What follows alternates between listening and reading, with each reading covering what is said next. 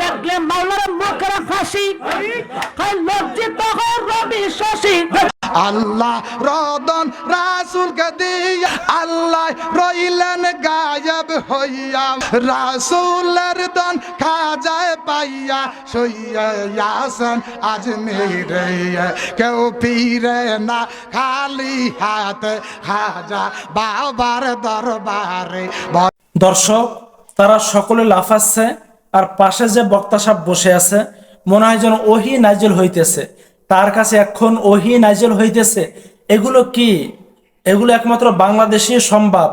এগুলো যারা করে, এদের মজলিসে যারা যায়, এদেরকে যারা সাপোর্ট করে, সকলে মাথার ভিতরে গোবর, সকলে মাথার ভিতরে এক একটি করে লাউ চারা লাগিয়ে দেওয়া দরকার। আবার দেখেন, মনে হয় যেন ডিজে গান চলতেছে, সেই রকম লাফালাফি হইতেছে, মনে হয় যেন ডিজে গান বাজতেছে আর উনি নাচতেছে। আমি তো বুঝলাম না সমস্যাটা কি? এত লাফাস কেন রে বাবা, এত লাফাস কেন? লাফাইয়া আল্লাহ রে পাইলে আগে পাইতো ব্যাং, হায় হায় আগে পাইতো ব্যাং। আমার তো একই প্রশ্ন, এরা কিভাবে লাফাচ্ছে, কিভাবে জিকির করতেছে?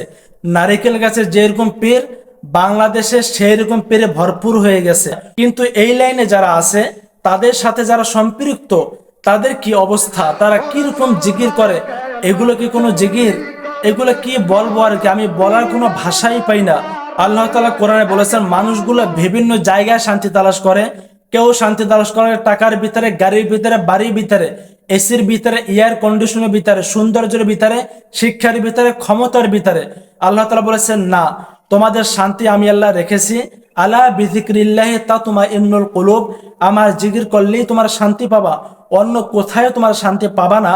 আমার প্রশ্ন হলো, এরকম করে যারা জিকির করতে থাকে, তারা কি কখনো প্রকৃত শান্তি পেতে পারে? কখনোই পেতে পারে না।